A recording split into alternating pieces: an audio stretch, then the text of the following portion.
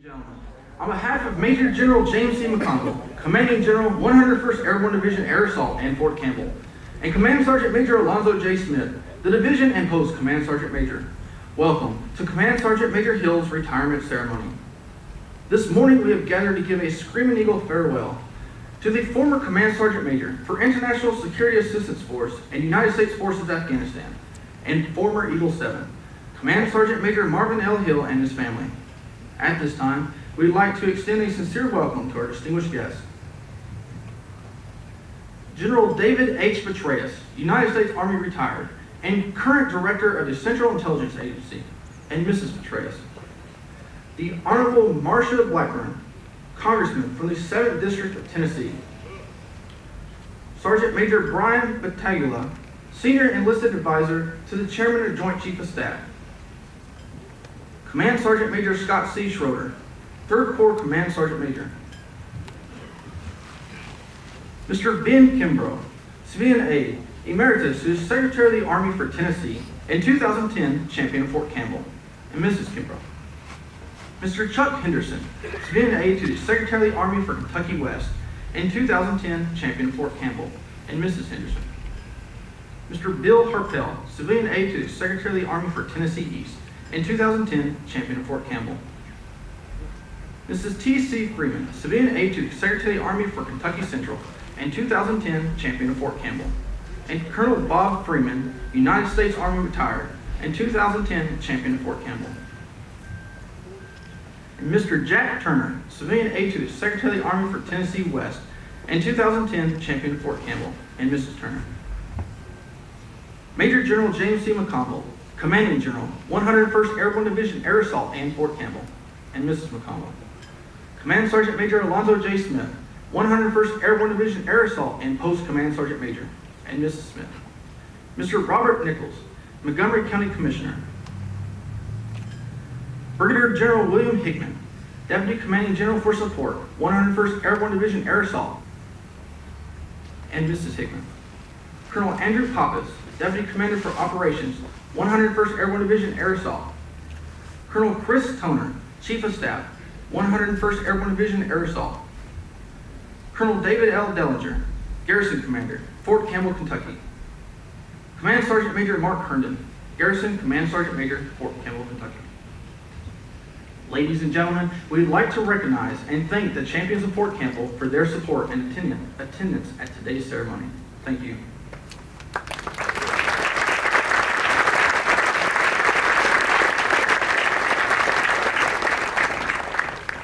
Ladies and gentlemen, please rise for honors to the nation and remain standing for the invocation delivered by Chaplain Jeffrey Hawkins, the Division Chaplain.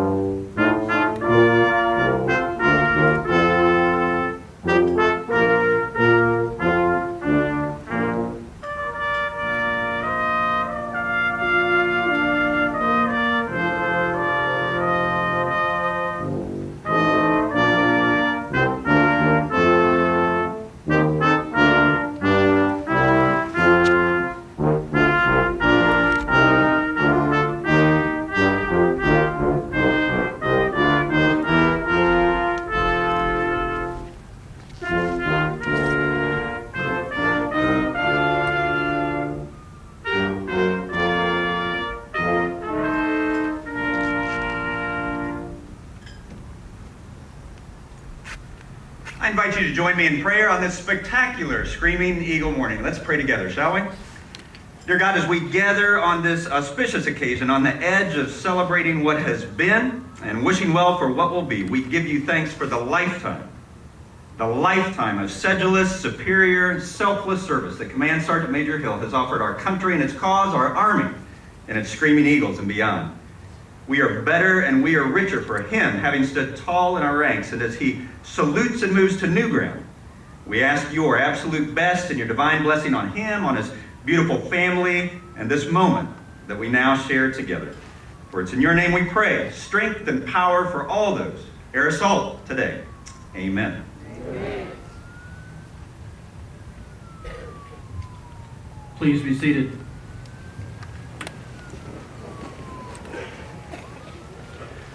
As you can see from his bio in your program, Command Sergeant Major Marvin Hill has an extensive and highly decorated Army career spanning over 3 decades. Command Sergeant Major Hill has held almost every Army leadership position and has led soldiers all over the world, from Sinai to Afghanistan.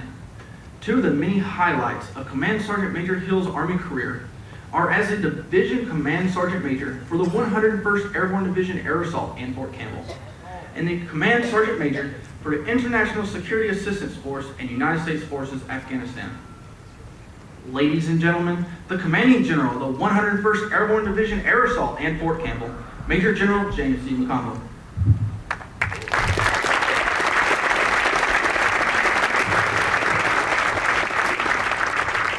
Well, a special thanks to our new chaplain.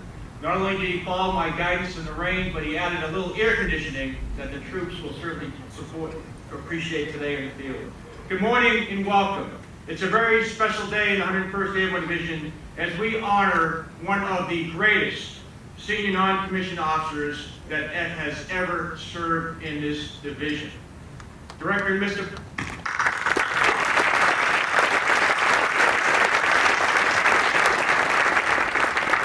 Director and Mrs. Petraeus, Congressman Blackburn, Command Sergeant Major Hill and Mrs. Hill, all distinguished Command Sergeant Majors that came out to honor one of our great Command Sergeant Majors, ladies and gentlemen, and members of the Hill family who have traveled here today for this event. Thank you for all being here today. It's a great honor for the 101st Airborne Division Air Assault to have the privilege of hosting this retirement ceremony for Command Sergeant Major Hill, who has done so much for our division, so much for our Army, and so much for our nation. It's also wonderful to have Director Petraeus, the 40th Commander of our storied division, and the 20th Director of the Central Intelligence Agency, and his wife Polly with us today, presiding over this very important ceremony. Director Petraeus needs no introduction here at the 101st Airborne Division, but I would be remiss if I did not thank him for his distinguished 37-year career, which he commanded at every level in the Army from company to theater combatant command. We are truly indebted to him for what he did in both Iraq and Afghanistan and what he continues to do as the director of the CIA. He has worn the Screaming Eagle patch proudly on his right shoulder and have built a legacy for this division that we will all strive to live up to. Ladies and gentlemen, please join me in a warm 101st welcome for Director David Petraeus.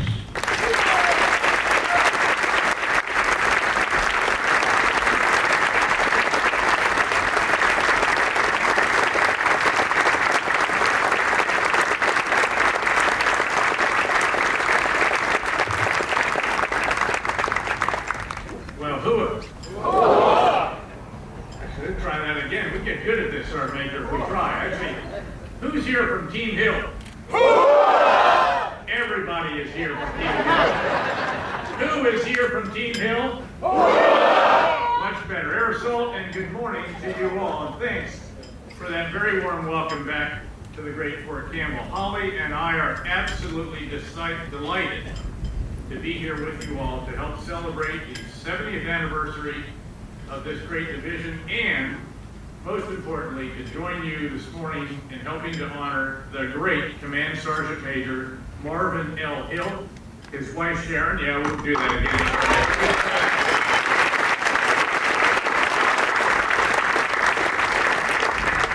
again. His wife Sharon, and his life of extraordinary service to our nation.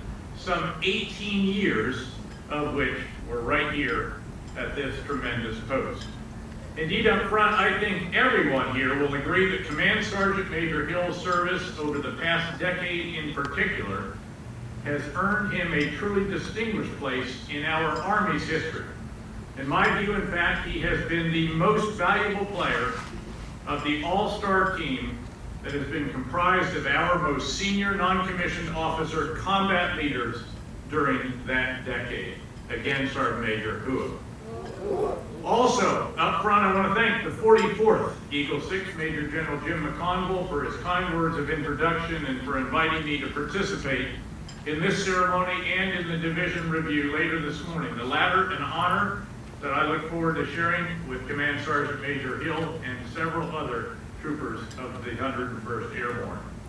More importantly, thanks Jim and Command Sergeant Major Smith for your superb leadership of the great 101st and for carrying forward the high standards that have, since the division's formation some 70 years ago, earned the division its place in the pantheon of the most distinguished and storied units in our entire military. Thanks, Eagle 6 and Eagle 7.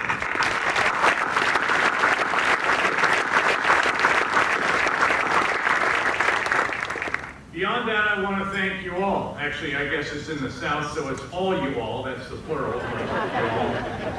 I want to thank all you all for being here and helping to make a special occasion even more special by your presence. Noting in particular how good it is to see so many of Fort Campbell's and Command Sergeant Major Hill's most steadfast friends and comrades.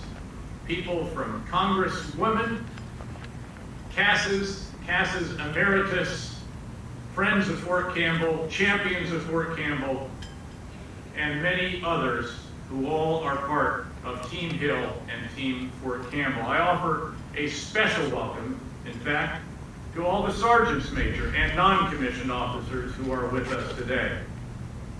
It's well known, widely recognized, that one of the greatest strengths of our Army, if not the greatest strength, is of course the corps of non-commissioned officers who serve in our Army's ranks. They have been our standard bearers and standard enforcers, the individual and small unit training experts, the keepers of our traditions and culture, the continuity in our platoons, companies, and battalions. They are, in short, the driving force behind all that our units do. And they truly are, as is often observed, the backbone of our Army. And I want you to know, sergeants major and non-commissioned officers, that this former commander deeply appreciates the particularly decisive role played by you, especially those sergeants major who have been, as Sergeant Major Hill has been throughout more than the past decade, a command sergeant major. So thank you, sergeants major, as well.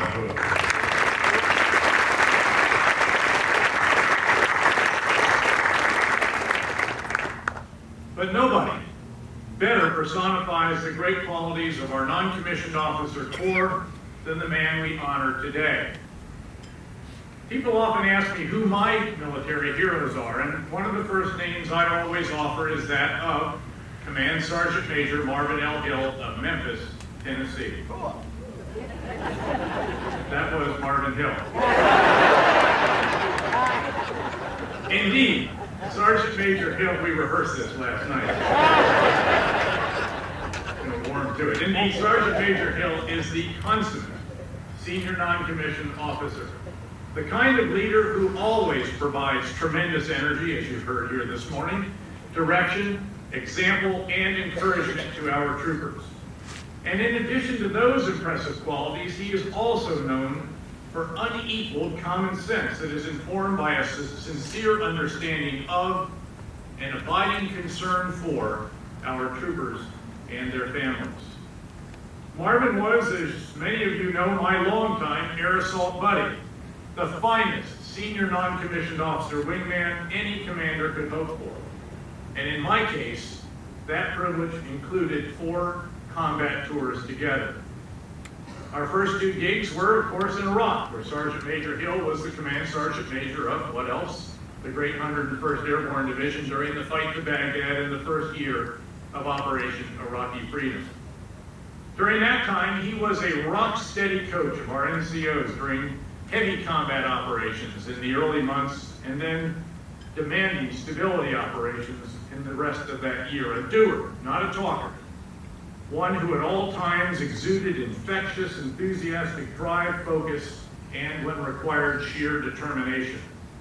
He was, above all, once again, a constant source of energy to everyone around him. He was truly a force multiplier for the Screaming Eagles. I'll never forget how proud we were back in April 2003. The fight to Baghdad was done. We had a moment or two to ourselves, and he and I sewed on our Screaming Eagle combat patches. I also remember how in the years thereafter, Marvin would never wear a fleece jacket, even in the bitterest of winter cold. It took me 25 years to get a Screaming Eagle patch on both soldiers, he told me, and I'm not about to cover them up just because it's a little chilly.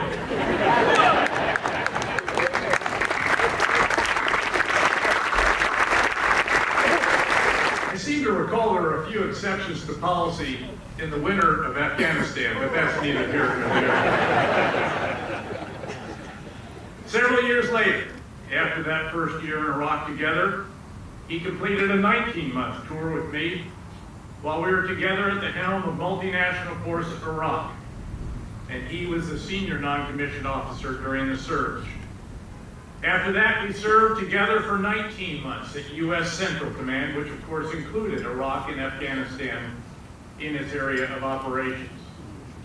And then when President Obama asked me on short notice to become the commander of the NATO International Security Assistance Force and U.S. forces in Afghanistan, I, in turn, asked Sergeant Major Hill on equally short notice if he would be willing to serve as the senior enlisted leader of ISAF and USFA. And serve he did, as always, with selfless dedication, exemplary courage, sound judgment, and truly inspirational leadership. And today, it is a great honor indeed, and a pleasure to recall his many extraordinary qualities. As we reflect on Sergeant Major Hill's service, I'd like to focus a bit more, in fact, on his gifts as a leader, specifically his natural inclination to lead from the front.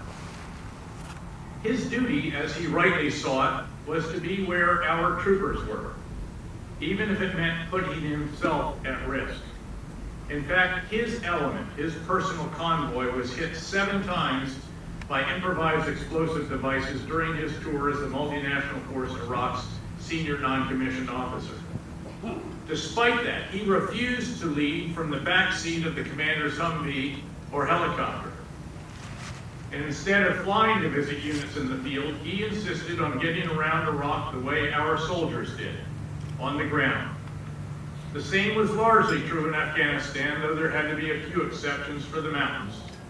But there, just like in Iraq, he conducted some 200 battlefield circulations throughout the country to visit troopers and to speak with local commanders and senior non-commissioned officers on the operations in their areas, including in some very tough, very dangerous places. On his rounds, Sergeant Major Hill spoke to our troopers in a characteristically direct style, full of humor, energy, and optimism, but optimism that was also informed by a very clear-eyed understanding of reality on the ground. He spent quality time with our units, and he was a good listener, too, one who thoroughly understood the needs of our soldiers. They, in turn, trusted their Sergeant Major enough to speak their mind.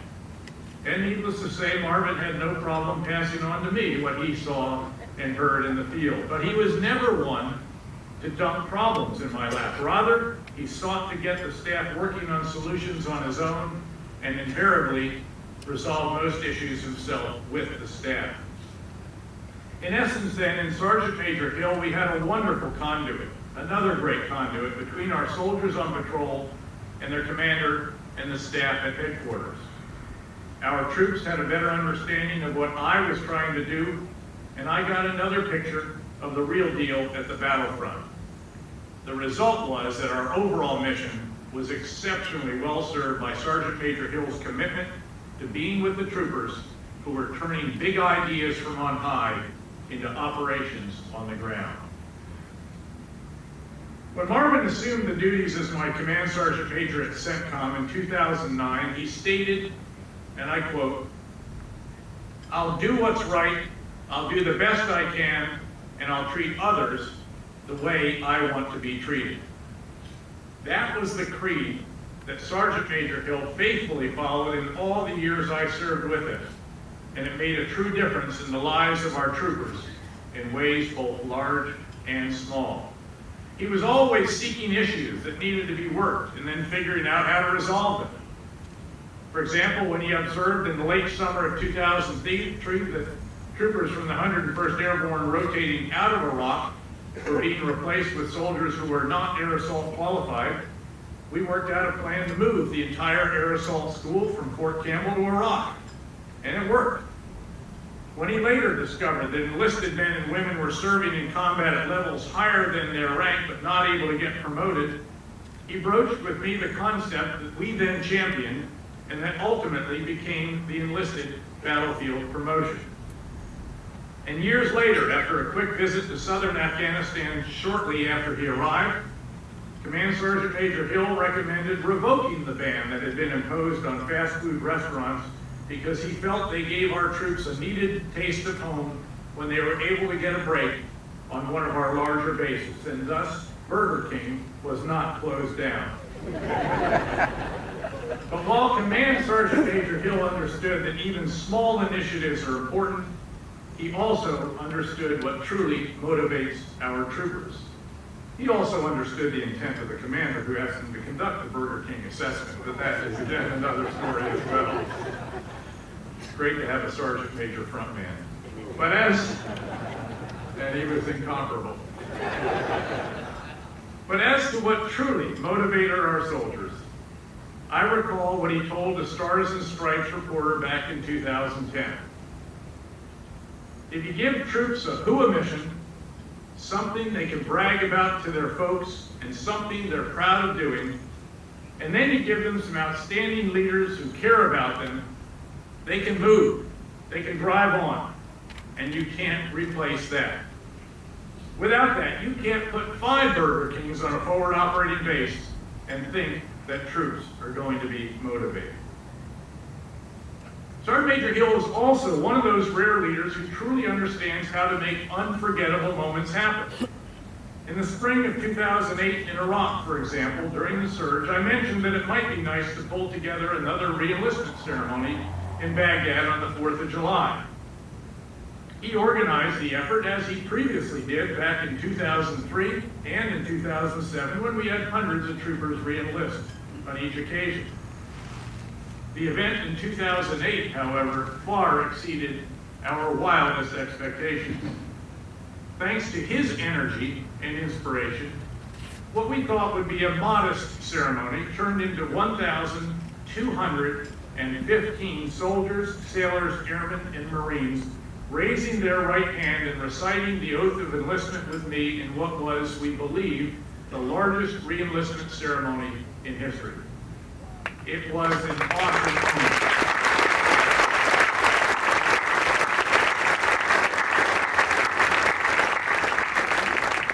There were a lot of screaming eagles in it too. It was an awesome moment, but just one of many during my years with Command Sergeant Major Hill.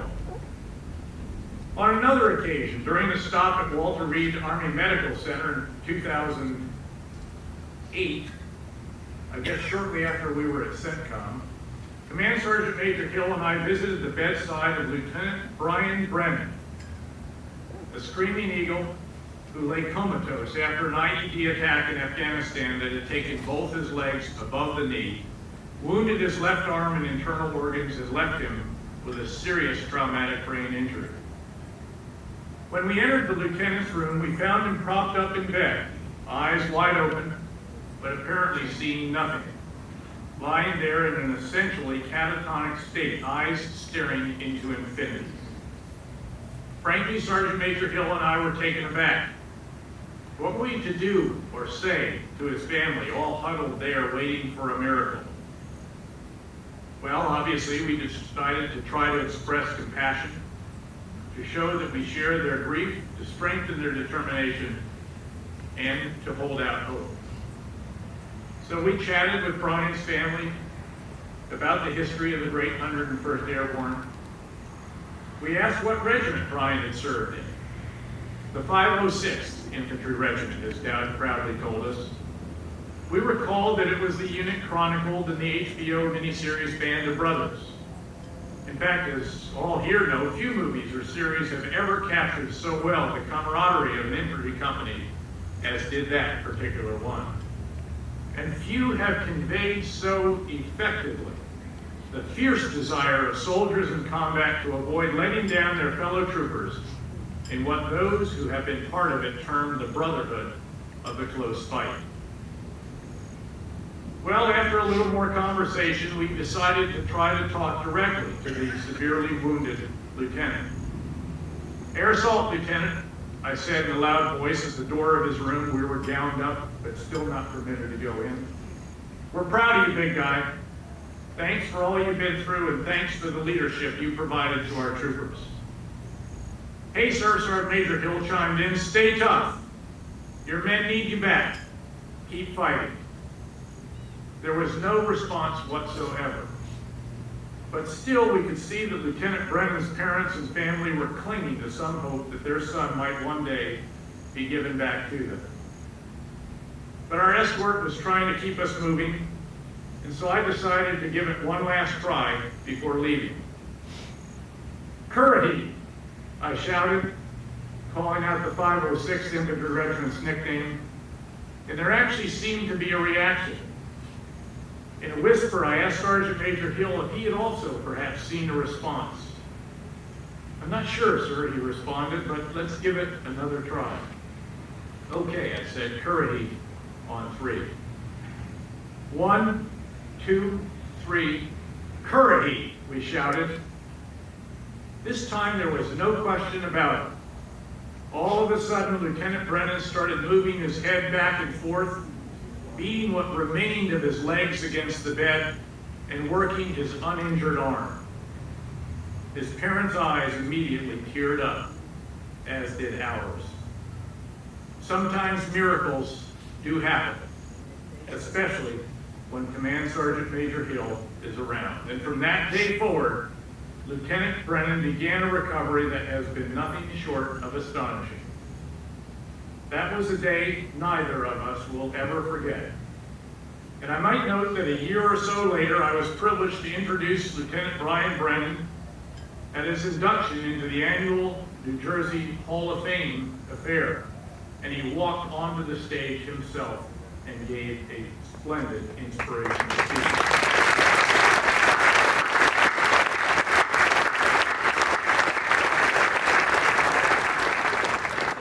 But that wasn't it. A year after that, down at CENTCOM headquarters, I did PT and ran with him. And more recently, I congratulated him on both promotion to captain and on getting married. And it all started with a former Eagle 7 and Eagle 6 shouting Currahee, and I still feel honored to have shared that moment with Marvin L. Hill. While we're on the subject of inspiration, there is a special source of inspiration in Marvin's life who also deserves recognition today. For as we celebrate his outstanding career, we also celebrate the service and devotion of a truly great Army wife, Sharon Hill.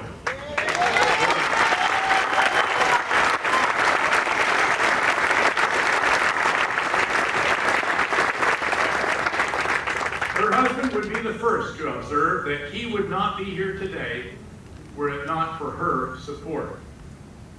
Indeed, they have enjoyed a close, devoted partnership that goes all the way back, believe it or not, to when they were in the 2nd grade together in Memphis. Talk about childhood sweethearts. By the way, last night I met another member of that 2nd grade class, another guy, who was also seeking the affection of... Well done, Marvin. You were the man even in 2nd grade.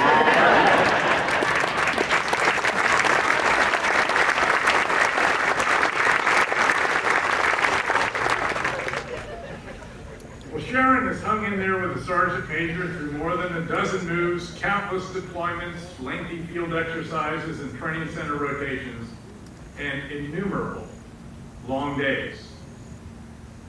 Beyond that, when I called Command Sergeant Major Hill late one night back in January 2007 and asked if he'd be willing to serve another tour in Iraq as we began the surge, Sharon was steadfast in her support, prepared to sacrifice the nice life they built for themselves in Atlanta, where Sergeant Major Hill was the Command Sergeant Major of 1st Army, to allow her husband to answer yet another call to duty and to deploy to Iraq at the height of the violence there.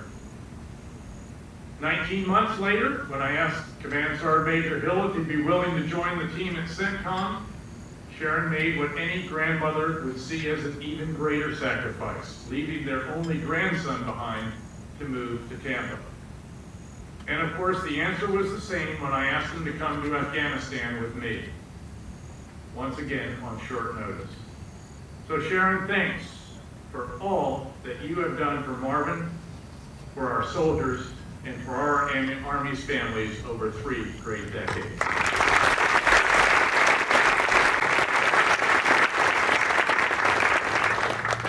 We are also honored to have here with us this morning Marvin's parents, son, and numerous other family members as well. Many numerous other family members. And I want to thank each of you for your own contribution to and support of Marvin over the years. And I would ask that you all stand up so that we can recognize you as well. The real Team Hill, please stand up.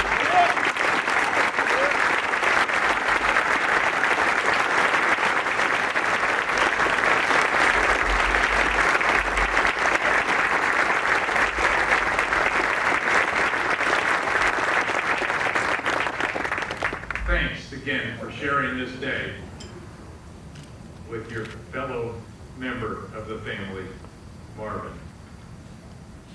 As I conclude, I want to note again that during the long, hard campaigns of the past decade, Command Sergeant Major Marvin L. Hill was a true national asset. A man who was repeatedly where his country needed him to be at a critical time for it. Rarely in our history has America asked so much, in truth, of a relatively small group of its sons and daughters. And we are indeed fortunate that Command Sergeant Major Hill was there to serve as their advocate, their mentor, their comrade, their coach, their big brother, and above all, their leader in both Iraq and Afghanistan and the Central Command area of responsibility during some of the most difficult days of each conflict. His exceptional initiative, boundless energy, natural optimism, and deep humanity contributed centrally to all that was achieved during those days. And those qualities have earned Command Sergeant Major Hill universal admiration, gratitude, and even a little love from those with whom he has so faithfully served. I count myself extraordinarily fortunate to have been one of those individuals, to have had the benefit of his counsel, his insight, his leadership, and indeed his friendship during my time as a commander. For Command Sergeant Major Hill clearly ranks with the very finest individuals of any rank with whom I soldiered during my 37 years in uniform. And he was clearly the consummate Command Sergeant Major. Nobody could go to war with a better air assault buddy than the 101st Airborne's very own Command Sergeant Major Hill, a true friend and screaming eagle to the core. And so, Marvin, all of us here today join me in offering our very best wishes to you and Sharon and the entire Hill family for blue skies, light breezes, and soft landing zones and all that lies ahead. Good luck, Godspeed, and air assault. Thank you very much.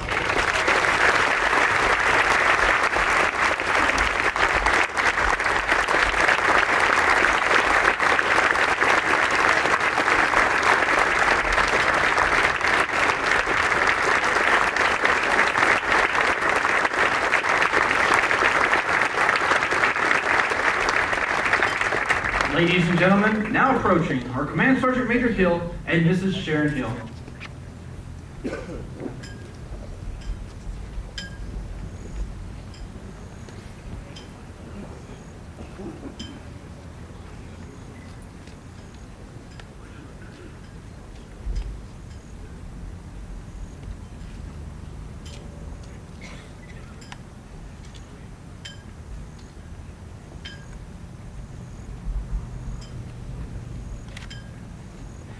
Command Sergeant Major Hill will now be presented with the Distinguished Service Medal. Command Sergeant Major Marvin L. Hill distinguished himself throughout a career of 35 years of service to the United States Army in areas of increased responsibility, culminating as a Command Sergeant Major for International Security Assistance Forces in Afghanistan. Throughout his distinguished career, Command Sergeant Major Hill's selfless service and unfailing professionalism have provided outstanding leadership and support to soldiers, civilian employees, and family members of the Army. His leadership skills, ability to think at the tactical and strategic level, and record of excellence demonstrates his contributions to the Army and his fellow soldiers. Command Sergeant Major Hill's achievements, dedication, and exemplary performance of duty reflect great credit upon himself, the Non-Commissioned Officer Corps, and the United States Army. Signed, John W. McHugh, Secretary of the Army.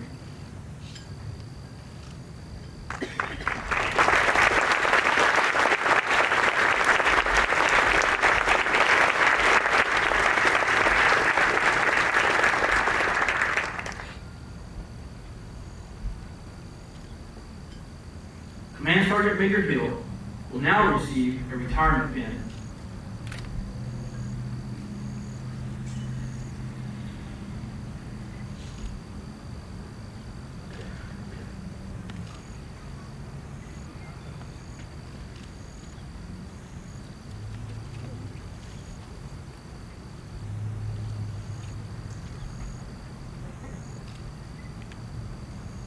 As well as a national flag.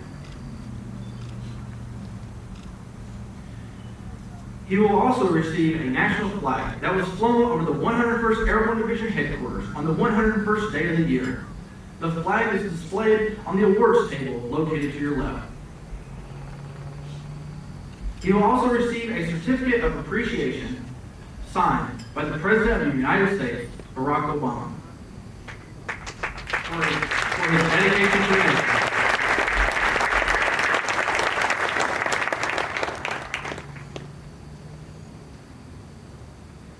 Command Sergeant Major Hill will now receive a certificate of retirement signed by the Chief of Staff of the Army, General Raymond T. Odierno.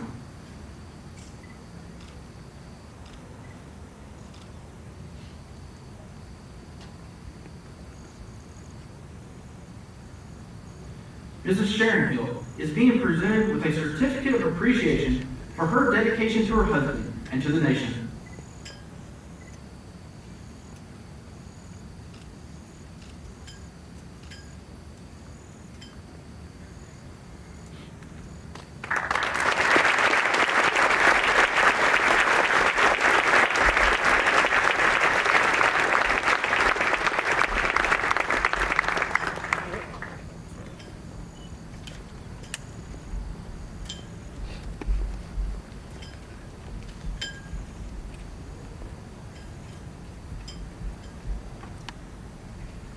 At this time, Sergeant Daniel Sturk from Alpha Company, 3rd Battalion, 187th Infantry Regiment, 3rd Brigade Combat Team, will present Mrs. Sharon Hill with a bouquet of red roses.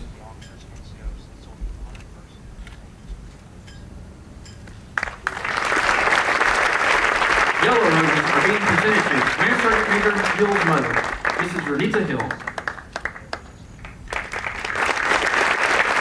as well as his mother-in-law, Mrs. Emma Patrick. On behalf of the officers, non-commissioned officers, and soldiers of the 101st Airborne Division Air Assault,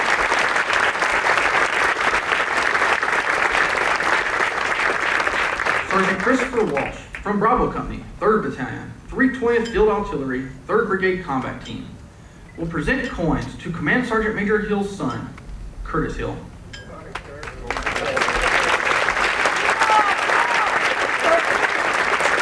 his father, Mr. Tommy Hill,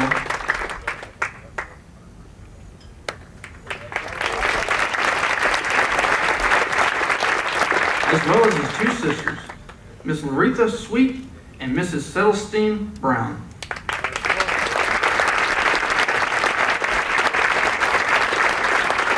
And his brother, Mr. Cedric Hill.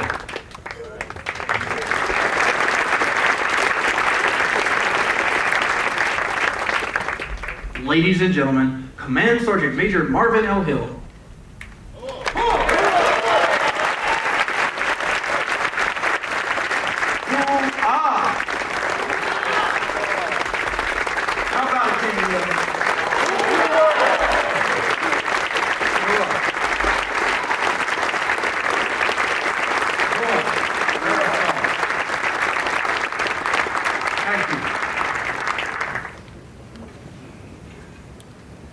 I'm an American soldier. I'm a warrior and a member of a team. I serve the people of the United States and live the Army values. I will always place the mission first. I'll never accept defeat. I will never quit. I will never leave a fallen comrade. I'm disciplined, physically and mentally tough, trained and proficient in my warrior tasks and drills. I will always maintain my arms, my equipment, and myself. I'm an expert and I'm a professional. I stand ready to deploy, engage, and destroy the enemies of the United States of America in close combat. I'm a guardian of freedom and the American way of life. I am an American soldier.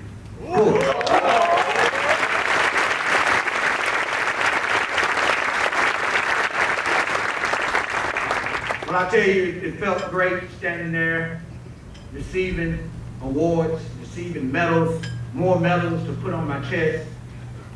And I'm proud of all of the awards that I've received and that I wear on my uniform, that have been because of the hard work that our soldiers, sailors, airmen, Marines have done for our country. And the Distinguished Service Medal, as we were standing there, John Petraeus said, I was hoping that you would get a Distinguished Service Medal. There would be some hell to pay if you did. Now, I didn't comment, but I wanted to tell him, hey, all these medals are great, but there's one that really matters to my mother, and that's the Good Conduct Medal.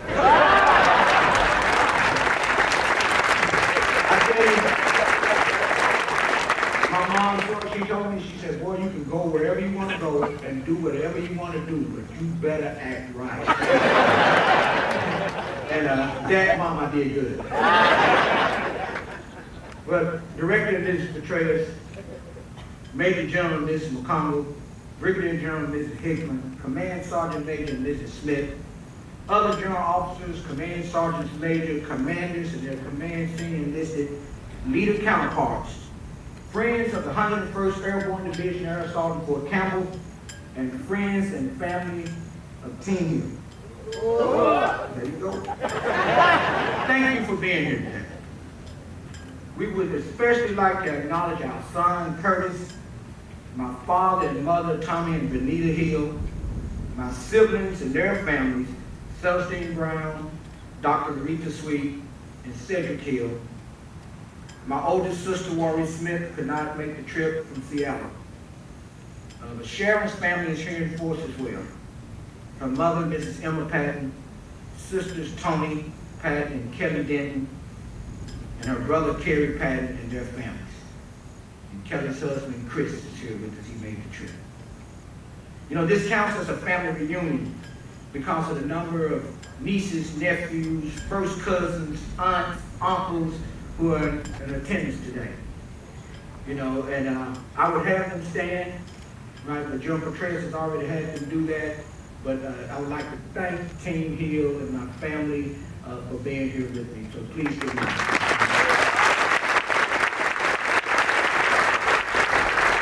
community.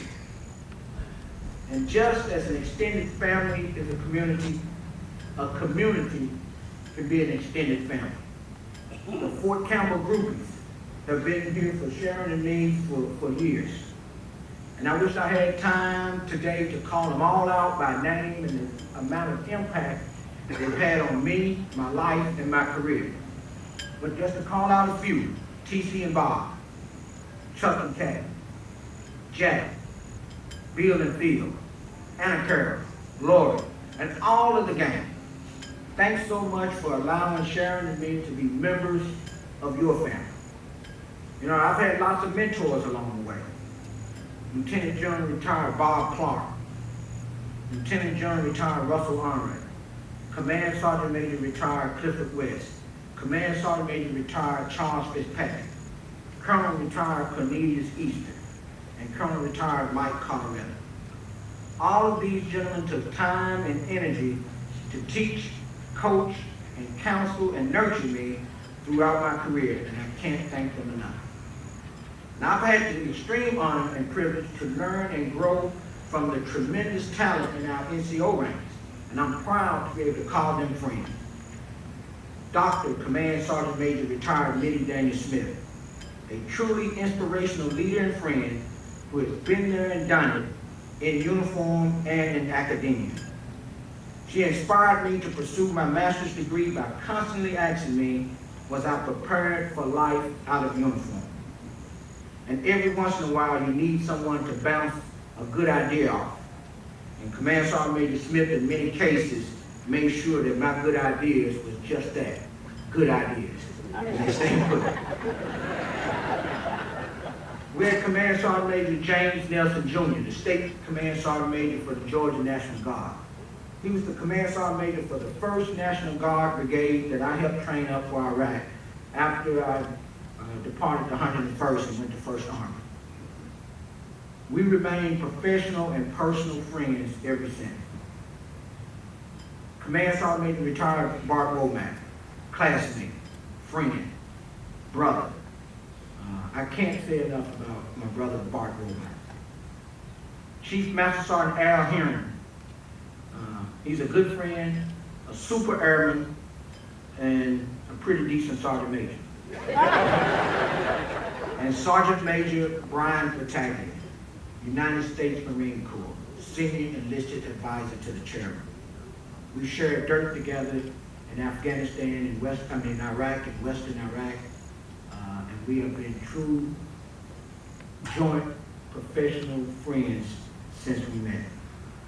And thank all of you all for just making this day even more special. To all the other distinguished guests, friends, officers, non-commissioned officers, soldiers, and civilians, thanks for coming and sharing this special day with Sharon. As always, the Screaming Eagle Band Ensemble. You bring a touch of class to every event that you participate in, and it doesn't matter whether there's 5 members or 50 members, they always come through. And again, Major General McConnell, Eagle 6, and Command Sergeant Major Alonzo Smith, Eagle 7, thank you in the division for your willingness to host today's event with the many, many rocks that's already in your rucksacks. And to my long-time air assault buddy and the director of the agency. And that's going to take some getting used to, so I'm just going to default to what I know. General Petraeus. Thank you for taking time from your global mission to preside over today's ceremony. This means so much to me, and it means a lot to the Fort Campbell community. You know, it's no secret that we've been a great command team, and we've made our mark on the service members of the United States Armed Forces and on world freedom. When my mother and my mother-in-law saw that President Obama asked you to take on the Afghanistan mission back in 2010, they both asked me, would I be accompanying you to Afghanistan? And I told them yes. And then they asked, well, does General Petraeus have any other friends?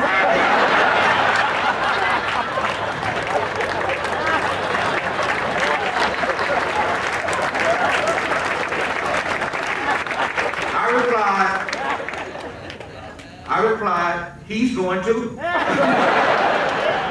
Maybe you know what I'm talking about, right? I'm sure Major Hickman can relate. Yeah, his two friends went there. But today is not about any honor owed the Hills. Sharon and I are the ones who owe a debt of gratitude and any honor that can be due. Forgive me for being service specific, but as for the Hills, it's always been about the American soldiers and their families. This is a day here at Fort Campbell, Kentucky, which ends much like a movie, happily ever after, the way it's supposed to end. You know the story.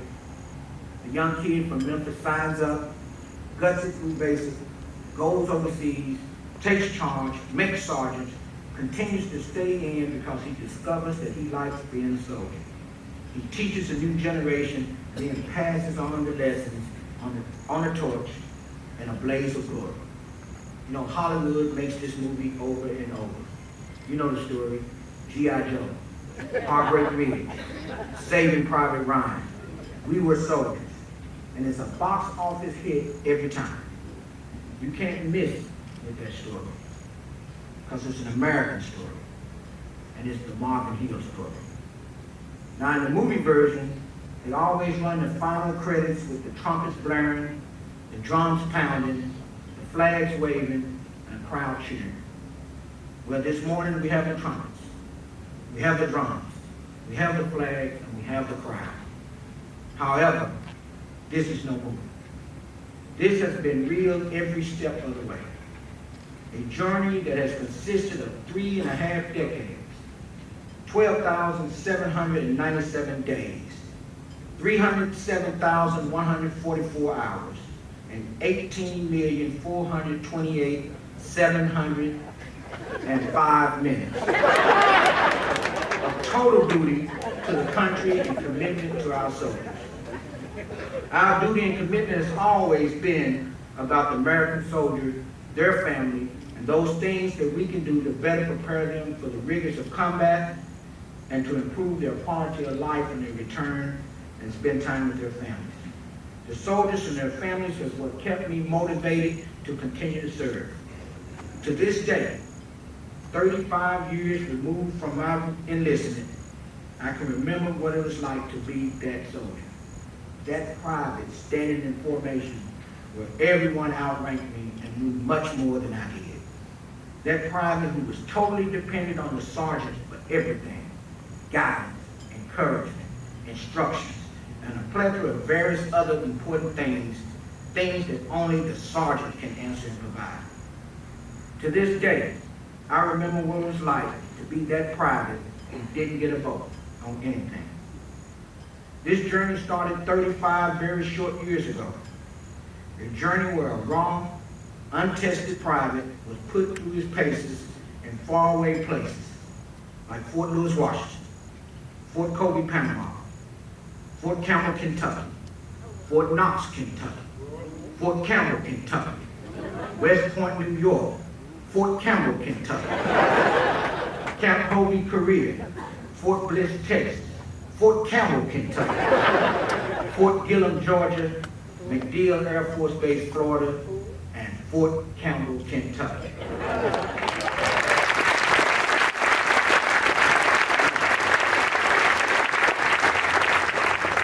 There were a few dangerous spots and stops while en route, like Sinai, Kosovo, and Afghanistan. You know, one would think that Fort Campbell was the destination, when in fact the journey itself was the destination. You know, I'm often asked, what might I do differently if I was given the benefit of a time machine? Would I take on a different MOS? Would I leave the ranks after my first enlistment? Would I go to OCS and become an officer? Would I take on more family-oriented assignments? Would I make more of my son's important events, such as football, baseball, basketball games, school events? Would I miss fewer birthdays, anniversaries, graduations, and church events? Would I take on some of the European assignments?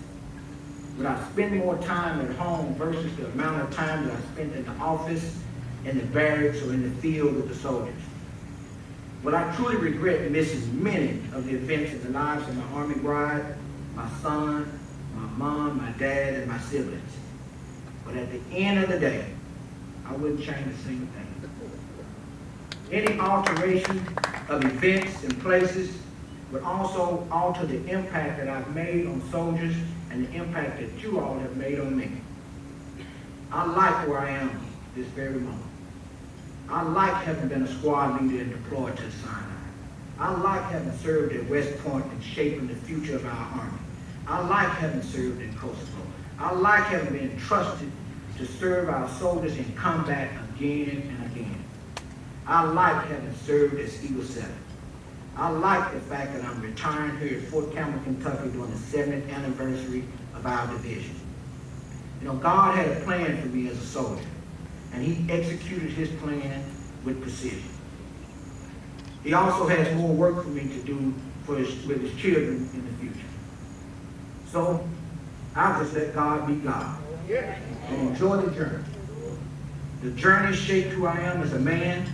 The journey instilled a solid leadership philosophy in me that has worked 100% of the time. Do what's right, do the best you can, and treat us the way you want to be treated. Anyone who has been in the room with me for more than 20 minutes over the last 20 years is bound to have heard me say that. The journey taught me to be available, accessible, and approachable. The journey taught me that my priorities as a senior non-commissioned officer should always be give energy to our forces and expand the impact that the commander has on the forces. You know, when General Petraeus talks about sergeants major, he says sergeants major do stuff. That's the stuff we're talking about. The journey also taught me, most importantly, that leadership matters. And it matters the most when you lead troops in harm's way. So as this day began to sink in months ago, my longtime childhood and best friend, Darryl, a Navy veteran, he asked me if I kept a short timer calendar or a countdown calendar like we used to keep back in the day. And I told him, I don't count the days. I make the days count. And I tried to make every one of those 12,797 days count.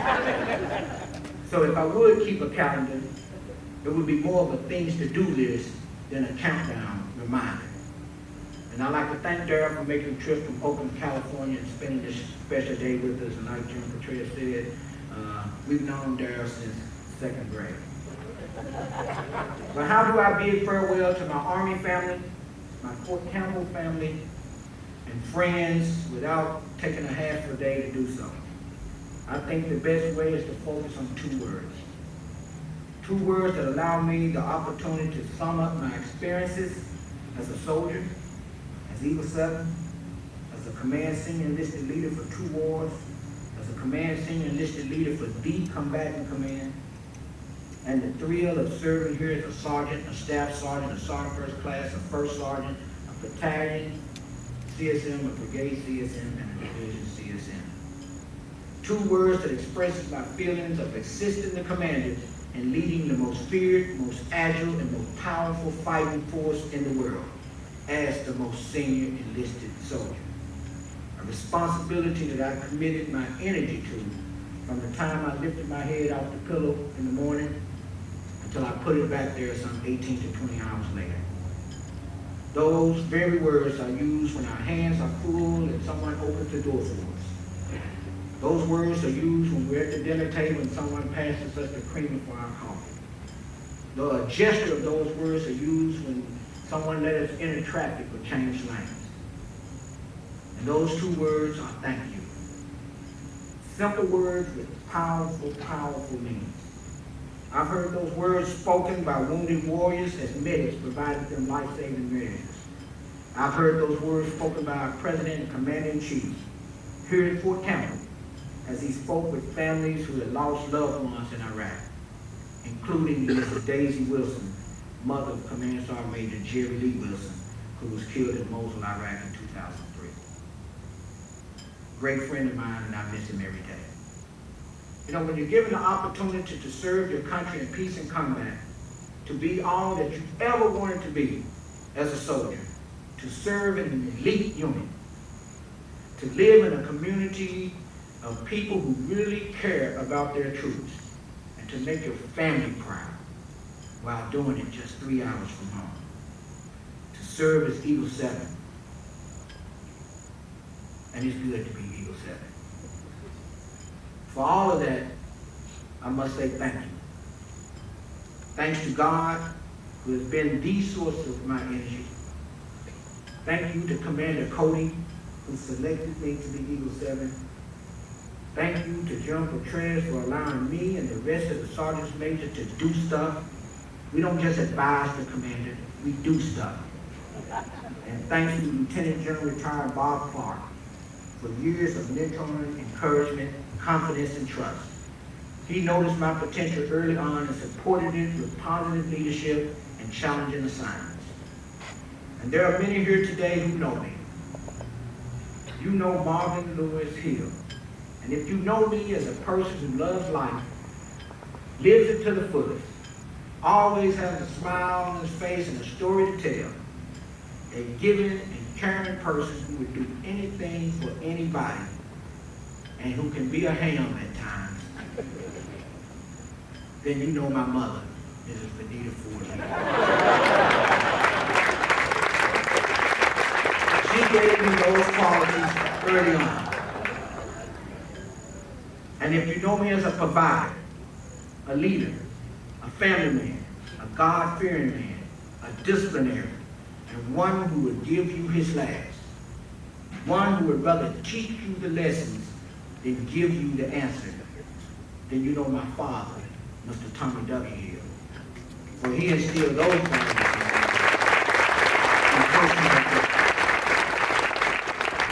When I needed a role model, I didn't look to overpaid athletes or celebrities. All I had to do was look across the dining room table. Mom, Dad, thank you for being role models. Many of the lessons that I taught over the past 35 years were learned right there at the dinner table. Thank you, Sharon, my Army bride, for allowing me the opportunity to spread my wings, soar like an eagle, supported me in every, and has been a silent partner in the Hill Enterprise, a cheerleader for Team Hill, and a member of the Way Wives Club. She would tell you, not only am I a member, I'm the president. But thank you for your years of support and for holding down the empty nest while General Petraeus and I went out to solve the world's problems. Thank you so much, and please join me in applauding Sharon and the Army families.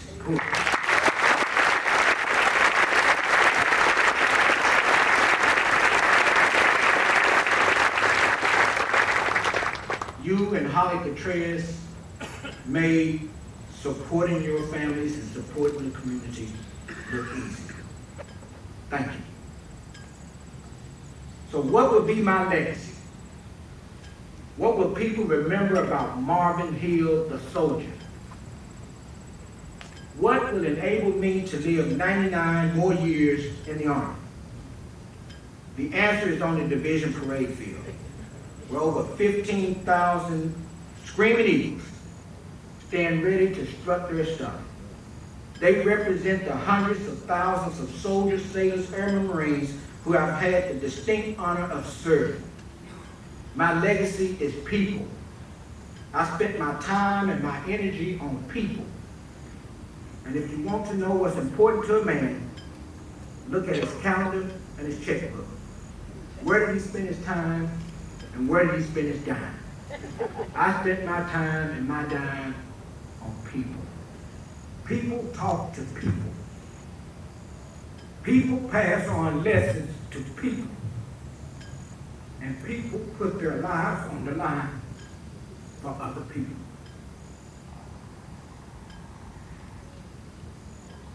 Take that stuff off here. Look.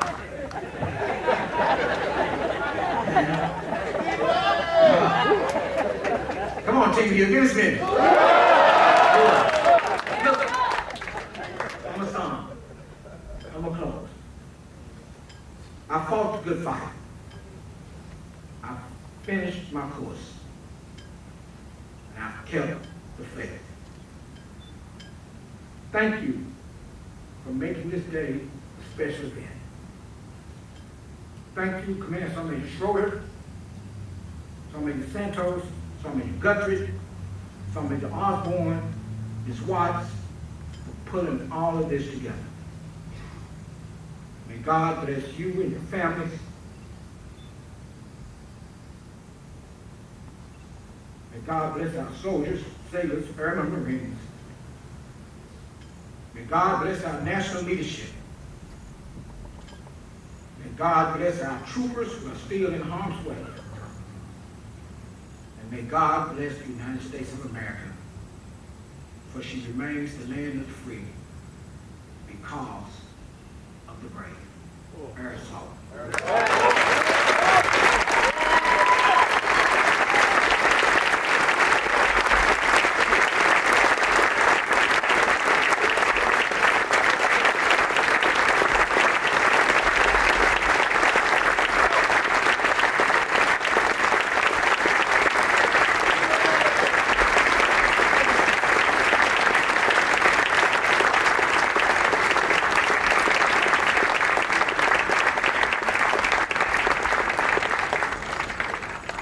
Ladies and gentlemen, please rise for the playing of Auld Lang Syne, the Screaming Eagle Song, and the Army Song.